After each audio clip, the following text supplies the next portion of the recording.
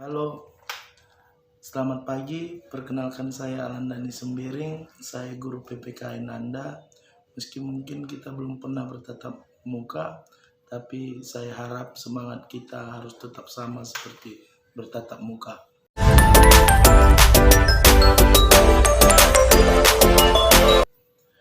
Hari ini saya ingin menyampaikan materi baru di bab 2 mengenai status kewarganegaraan. Status kewarganegaraan sama artinya dengan status yang Anda miliki mungkin sejak lahir. Status Anda ketika dilahirkan pertama yang sudah pasti yaitu anak dari orang tua Anda.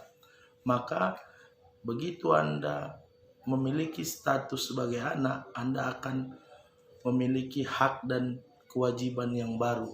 Hak Anda apa? Hak Anda misalnya orang tua memberikan kebutuhan seperti makan. Maka apa kewajiban Anda? Kewajiban Anda membantu orang tua. Maka hari ini juga kita akan membahas mengenai status kewarganegaraan. Sebelum masuk ke status kewarganegaraan, kita harus tahu dasar hukum dari status kewarganegaraan. Secara konstitusional, status kewarganegaraan diatur dalam pasal 26 Undang-Undang Dasar Negara Republik Indonesia tahun 1945. Lalu secara teknis, dasar hukum status kewarganegaraan diatur dalam yang namanya Undang-Undang Nomor 12 Tahun 2006. Maka saya akan menyampaikan ke Anda penggolongan dari status kewarganegaraan. Pertama, di Indonesia diakui yang namanya penduduk dan bukan penduduk. Penduduk adalah orang yang bertempat tinggal atau menetap di suatu negara, khusus dalam materi ini negara Indonesia. Kedua, bukan penduduk atau orang asing. Ini adalah orang yang berada di suatu wilayah tapi tidak berniat menetap atau tidak bertujuan menetap. Kemudian yang kedua, warga negara. Warga negara adalah orang yang secara hukum merupakan anggota dari suatu negara. Bukan warga negara artinya orang asing atau yang tidak memiliki status kewarganegaraan Indonesia. Lalu ada lagi rakyat. Rakyat diartikan sebagai penghuni negara yang mempunyai peranan penting dalam merencanakan, mengelola, dan mewujudkan tujuan negara. Maka bagaimana cara seseorang bisa mendapatkan status di dalam ilmu kewarganegaraan? Ada istilah pewarganegaraan. Pewarganegaraan merupakan proses yang harus dilalui seseorang untuk mendapatkan status kewarganegaraan, di mana syarat-syaratnya diatur dalam Undang-Undang Nomor 12 Tahun 2006. Minggu depan akan kita pelajari. Lalu saya mau sampaikan ke Anda bahwa ada perbedaan mendasar dari yang namanya penduduk, kemudian warga negara dengan rakyat. Di mana penduduk berbicara tentang wilayah kediaman. Maka minggu sebelumnya saya sudah minta Anda untuk mengidentifikasi yang namanya wilayah negara kesatuan Republik Indonesia. Maka itu saya anggap selesai bicara bertempat tinggal. Perbedaan kemudian terlihat dari warga negara dengan rakyat. Warga negara dengan rakyat diartikan sebagai satu kesatuan.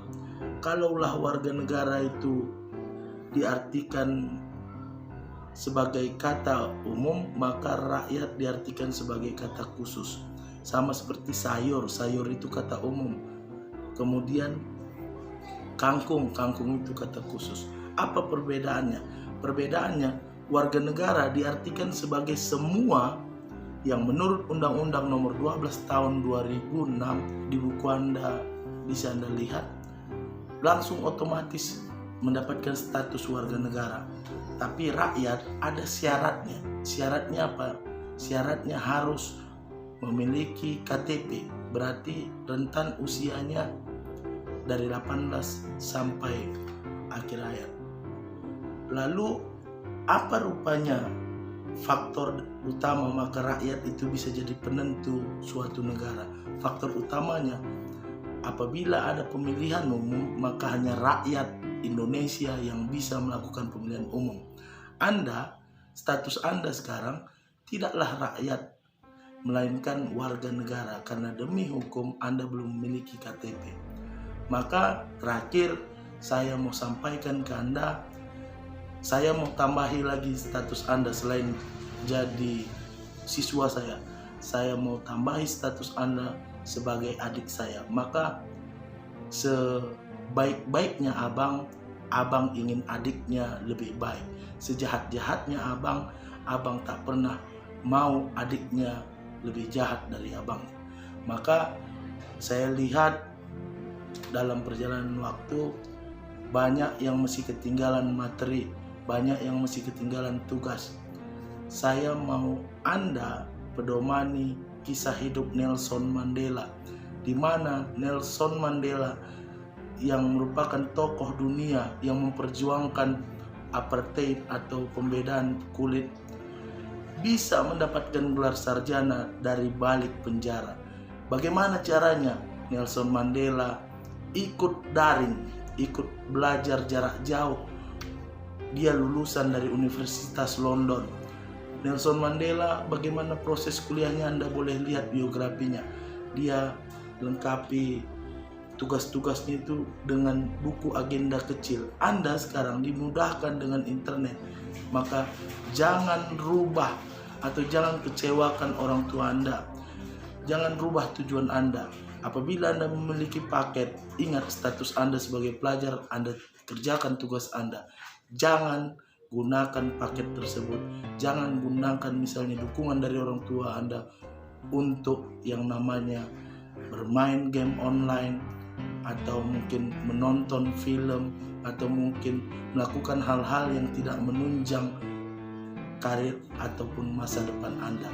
Terakhir, saya mohon maaf kalau ada perkataan saya yang salah. Pada Tuhan saya mohon ampun. Titip salam buat orang tua Anda.